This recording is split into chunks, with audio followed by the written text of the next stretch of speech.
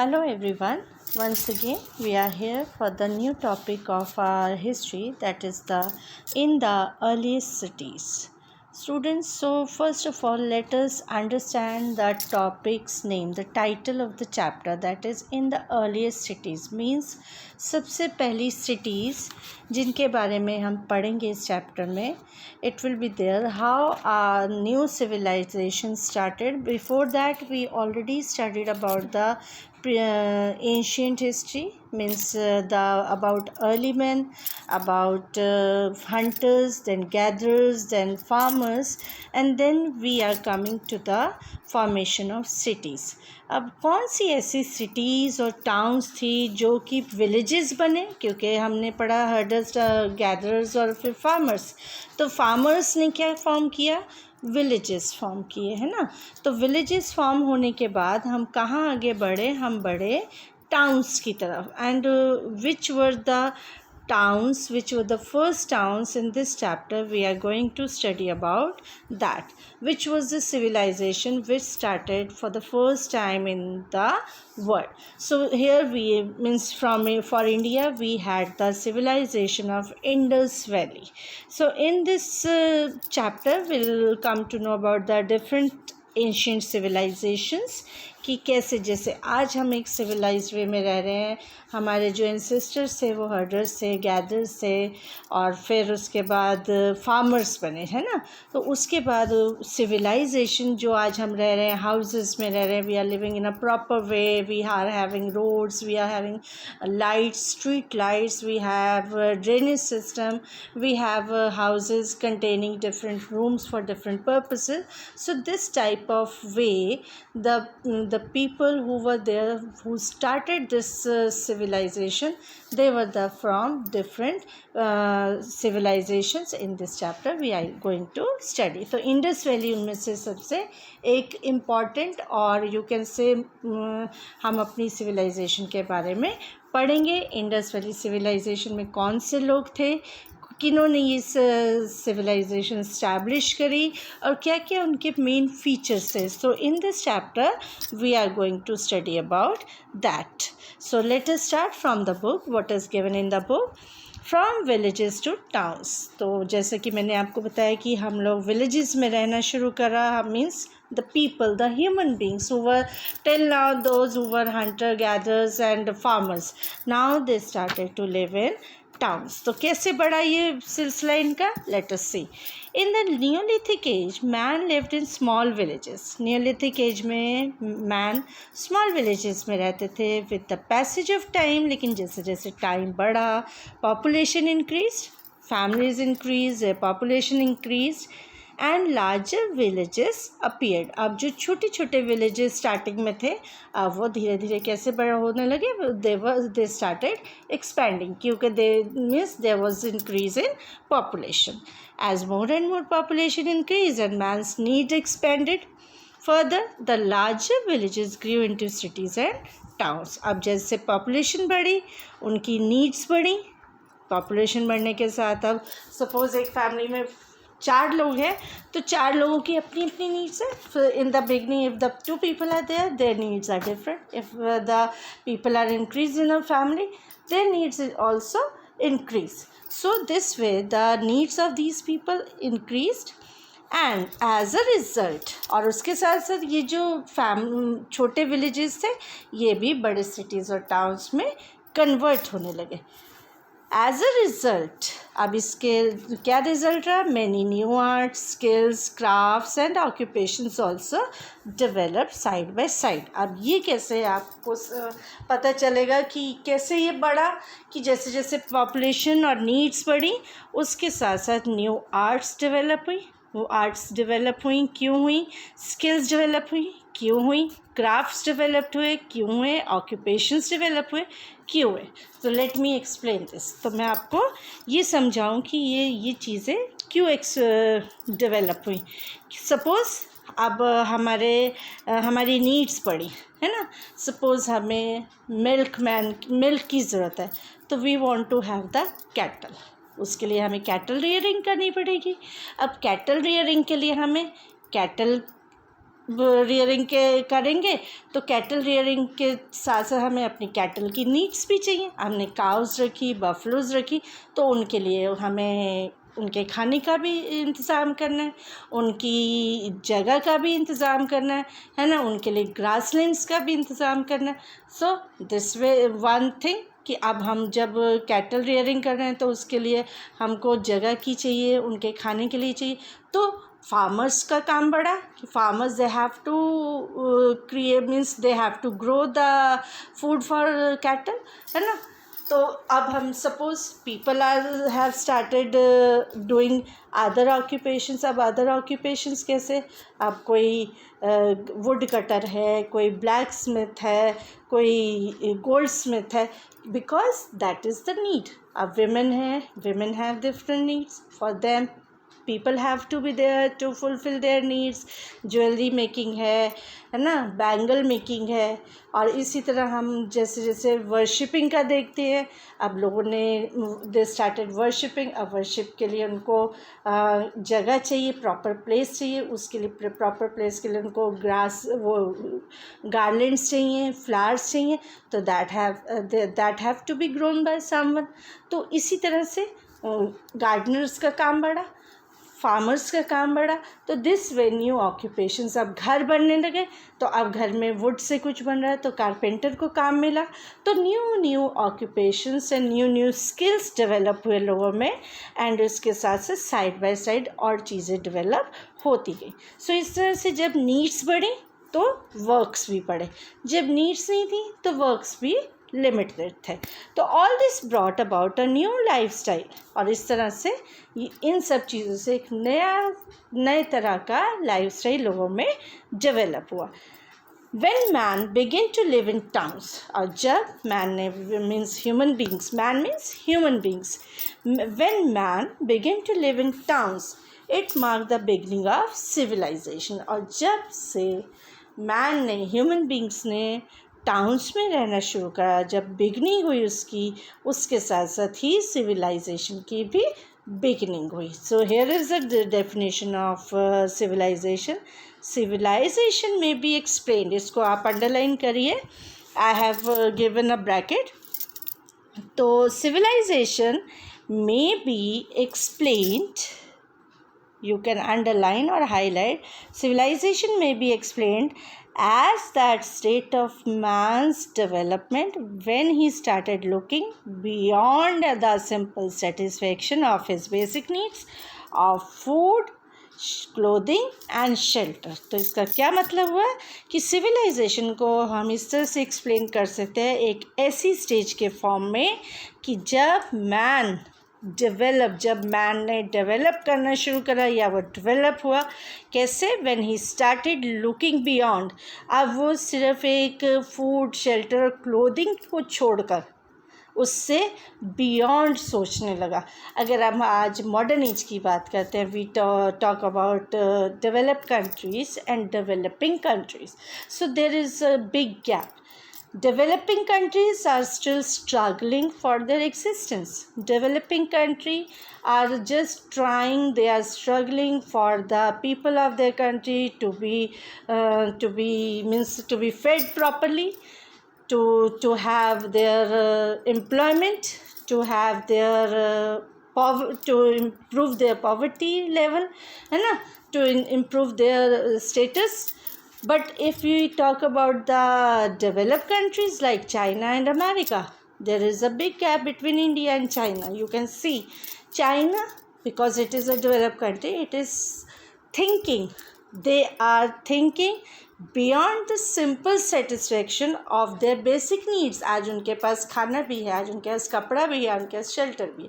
So they are thinking beyond that, they are improving, they are discovering new technologies, they are thinking to make their life more and more comfortable, they are trying to remove all the difficulties of their life।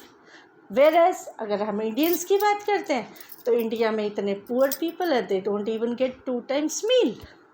So this is a big gap. This is a means big difference between the developed and the developing country. So if we talk about the previous period or the ancient period, तो हम यही देखते हैं कि जैसे जैसे wheel invent हुआ, fire invent हुई, फार्मिंग शुरू हुई, अब उनको खाना भी मिलने लगा, उन्होंने वीविंग भी स्टार्ट कर दी, उसके बाद अब वो लोग उससे ज़्यादा उसके आगे का सोचने लगे to have their life more and more comfortable according to that time. So major ancient civilization we are here. तो major ancient civilization हम यहाँ पढ़ रहे हैं. Major ancient civilization है the Indus Valley civilization, which was a civilization of Indus Valley from India. The Tigris Euphrates civilization, Mesopotamia. The Nile Valley civilization in Egypt. These are the oldest civilizations of the world. The Wangho Valley civilization in China. Greek civilization, then Iranian civilization. So these 6 civilizations are the major civilizations of the world. तो अब आप इसमें देख सकते हो how it started. Now we are going to start with Indus valley civilisation and we'll study about this civilization, how it emerged and how it continued and how it developed. So let us start. The Indus Valley civilization, mature period of 2600 to 1900 BC before Christ. Abbreviated, was an ancient civilization in the Indian subcontinent that flourished around the Indus River. इसको आप underline करेंगे Indus river को कि ये कहाँ develop हुई. Indus river के पास, Indus river के किनारे पर. Indus river basin primarily centered along the Indus River. The civilization was encased most of what is now Pakistan. अब जैसे अब हमारा 1947 में इंडिया का पार्टीशन हो गया, लेकिन उसके बाद maximum part of this civilisation went to Pakistan, mainly the provinces of Sindh. और इसको आप अंडरलाइन करेंगे कौन कौन से मेजर एरिया से, प्रोविंसेस से जो पाकिस्तान में चले गए. Sindh, Punjab, Balochistan, as well as extending into modern day Indian states of Gujarat, Haryana, Punjab, Rajasthan. These were the main regions of Indus Valley civilization. And remains have been excavated from Afghanistan. इसके कुछ अवशेष, कुछ remains हमको अफ़गानिस्तान से मिले हैं, Turkmenistan से मिले हैं, as well as ईरान. तो ये आप देखिए कि कहाँ तक इस इंडस वैली सिविलाइजेशन का vast expenditure. And remains have been excavated from Afghanistan, Turkmenistan and Iran as well. The mature phase of this civilization is technically known as the Harappan civilization. और जो इसका mature phase था उसको technically क्या नाम दिया गया? It was known as Harappan civilization. After the first of its cities to be unearthed, Harappa in Pakistan, जो सबसे पहले इस सिविलाइजेशन की जगह खोजी गई, that was Harappa in Pakistan. ना discovery of Indus valley civilisation. Let us start this. Indus valley, इसको आप अंडरलाइन करेंगे, ये कौन से ईयर में स्टार्ट हुई. कब मिली, means when did archaeologist they know about it. In 1921. Underline करेंगे किसने इसको खोजा. In 1921 R.B. Dayaram Sahni an Indian archaeologist found a number of seals. Seals में मोहरें मिली. इनको बहुत सारी मोहरें मिली, सील्स ढूंढी इन्होंने from the village of Harappa, now in Pakistan. Next year, 1922, a huge city was excavated hidden under the Sands. और उसके अगले ही साल 1921 में उस जगह जहाँ से ये सील्स मिली उसकी खुदाई की गई और एक नई जगह वहाँ से रिमेन्स मिले जो कि कहीं ना कहीं सैंड्स और ब्रिक में छुपे हुए थे। और वो क्या कौन सी जगह थी? That was Harappa. और इस तरह से हम कह सकते हैं कि 1922 was the year when this Harappan civilization remains were found by the archaeologists. The same year, R.D. Banerjee made similar excavations in Mohenjo-daro. Excavation means खुदाई, खोज की उन्होंने in Mohenjo-daro in Sindh. Thus, the archaeology department of the government of India unearthed one of the greatest ancient civilization। और इस तरह से Indian government और Indian archaeologist department इन्होंने जो greatest Indian civilisation of the world थी उसको, Harappan culture को, उसको ढूंढ निकाला और उसके बारे में दुनिया को पता चला। अब सोर्सेज क्या हैं? Let us come to know about the sources of Harappan culture. Are main sources of Harappan culture are the archaeological evidences, क्योंकि हमारे पास कोई रिटन रिकॉर्ड नहीं है ना। These were the prehistoric period about which we don't have any written record. And about history period we have all the things in written and some of the evidences are present for that. तो sources है, our main sources of the Harappan culture are the archaeological evidences. These include the ruins of the ancient cities, buildings। इसको आप underline करेंगे कि evidences क्या हैं? buildings, pottery, seals, toys, weights and measure, ornaments, tools and weapons. So these were the things, or these are the things which are there to help us to get more and more information or to know about that period. Buildings, हमको cities मिली, buildings मिली, buildings से हमको पता चला कि what type of living they had। हमें pottery मिली, what type of pots, seals they used to have, what type of toys their children used to have, weights, measure, ornaments, what type of ornaments those ladies they used to put on, and tools and weapons, what type of tools and weapons were used by the people of that period. So these were the evidences which were found by the archaeologists, and archaeologists helped us a lot to know about this civilization. अब इसके बारे में हम sites के बारे में पढ़ेंगे। अब आप साइट्स इसको देखिए। साइट्स हैं Indus valley civilisation, sites of Indus valley civilisation. तो अब हमें साइट्स नज़र आ रही हैं यहाँ। Some of the major sites other than Mohenjo-daro and Harappa, कुछ अदर साइट्स जिससे मोहनजोदारो और हड़प्पा की अगर बात ना करें, कुछ अदर साइट्स भी हमको मिली हैं हमारे आर्कियोलॉजिस्ट की, वेयर द रूइंस ऑफ, जहाँ पे हमारे को इन सिविलाइजेशन के, इंडस वैली सिविलाइजेशन के कुछ रिमेन्स मिले हैं। वो जगहें कौन सी हैं? अंडरलाइन करो। Lothal in Gujarat, gulf of Cambay. Number 2, Kalibangan. It is in Rajasthan, Ganganagar. Then Ropar, which is in Punjab. Alamgirpur, it is in Uttar Pradesh. Banwali, it is in Haryana, Hisar. And Kotdiji, which is in Pakistan. So these 6 more places were found where this civilization was extended. Chief features of the Harappan culture। अब इस civilization के हमको जो हम कह रहे हैं कि ये सबसे पहली civilization थी in which we can see the people they started living in a civilized way which we are following today also.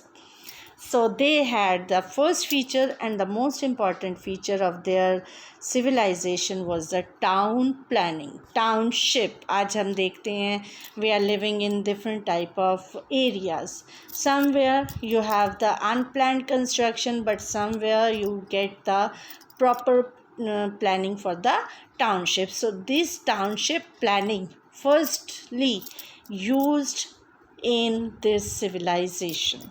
So let us start. The Indus Valley civilization people had an excellent skill in town planning. इस civilization के लोगों को एक they were very much skilled in town planning. वो बहुत expert थे town planning करने में. The streets and lanes of their towns were laid out according to a set plan.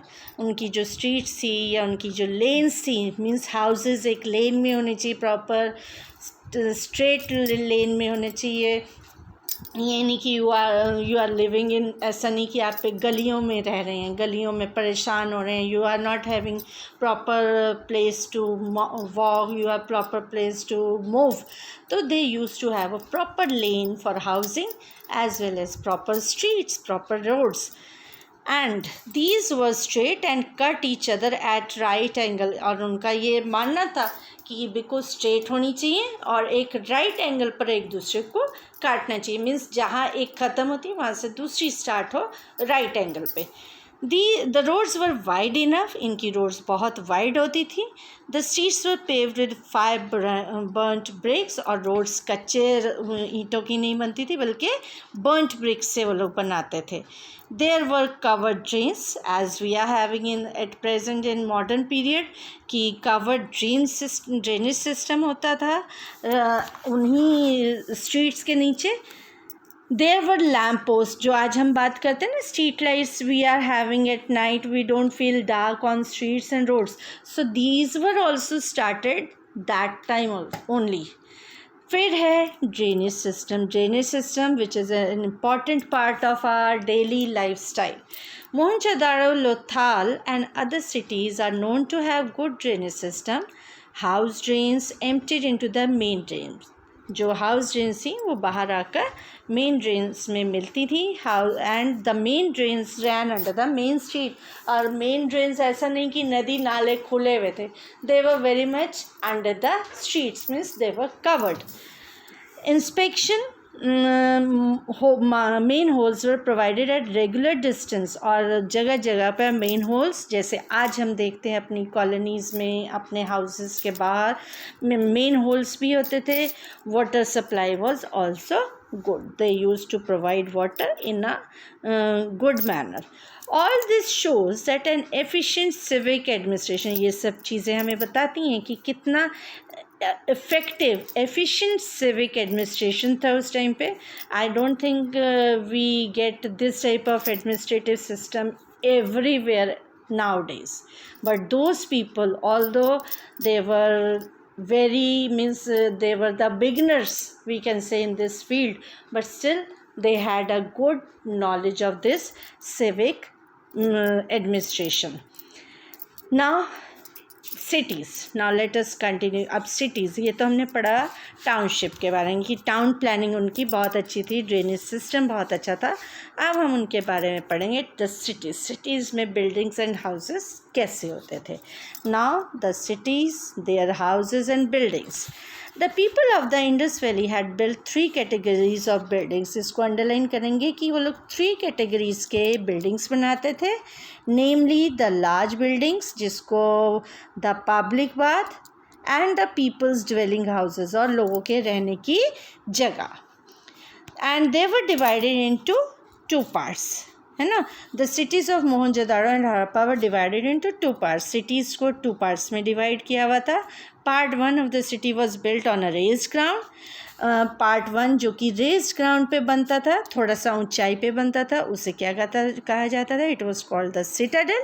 And part 2 was built at a lower town, about which will continue in our next session. I hope you have understood this session, and here I am giving you some homework. Note down some questions I am dictating. You have to write about the major ancient civilizations. It is given here. You can note down in your practice copy. The Indus Valley civilization, the Tigris, the Nile Valley, Wango Valley, Greek and Iranian. So you have to note down these. Then you have to define Indus Valley civilization from this box. So this also you have to know. and then major sites of Indus Valley civilization you have to write down. Means these things you have to note down in your practice copy. I hope you have understood today's session, and see you in next session. Thank you and have a nice day.